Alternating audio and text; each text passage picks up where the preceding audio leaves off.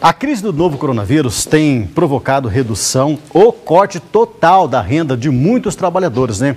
Muitos estabelecimentos comerciais também fecharam as portas e donos de pequenos negócios enfrentam queda no faturamento. Nesse quadro, um setor que vem sendo bastante impactado é o aluguel de imóveis. Como os inquilinos podem renegociar? Como os proprietários podem evitar inadimplência também? Para isso, para explicar tudo isso, o advogado Jossam Batistucci é o nosso convidado aqui nos estúdios do nosso Tarobá Notícia. Tudo bom, doutor? Boa tarde para o senhor, muito obrigado pela presença mais uma vez. Eu que agradeço o convite e a oportunidade novamente de a gente poder conversar e esclarecer esses pontos tão relevantes a todos. Que bacana, obrigado mais uma vez. Doutor, então a pergunta é essa, Como que o inquilino, qual que é a atitude, como é que ele vai fazer para conversar com o dono ali do imóvel para baixar o aluguel, porque todo mundo está numa situação crítica? Sim, isso é importante realmente relatar. A situação ela afeta a todos, Então, inquilinos e também proprietários, que são os locadores.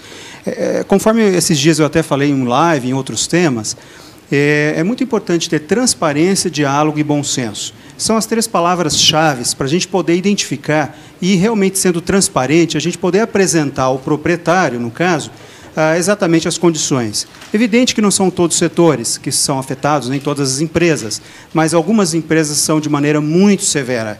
Não apenas nesse momento que estiveram fechados, mas também nesses próximos meses.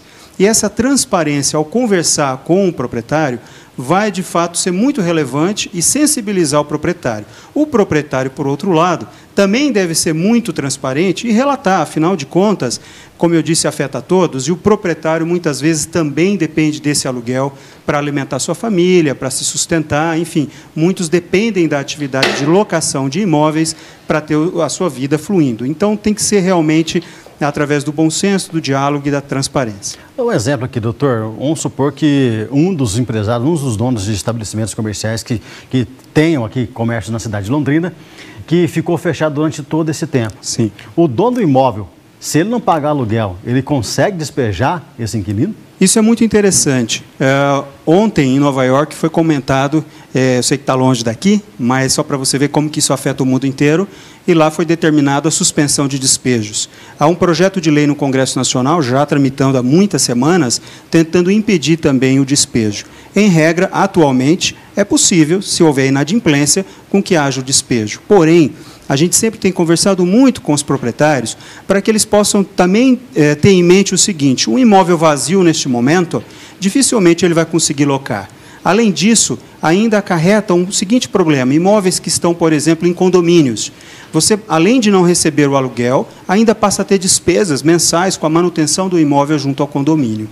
Então, o despejo é possível, porém, é neste ajuste, por meio de uma redução provisória ou uma redução definitiva do valor desse aluguel, ou mesmo reparcelando esse valor que agora é reduzido, e aí também negociar o percentual de redução, 30%, 20%, 50%, ou até, em alguns casos, 100%, por que não?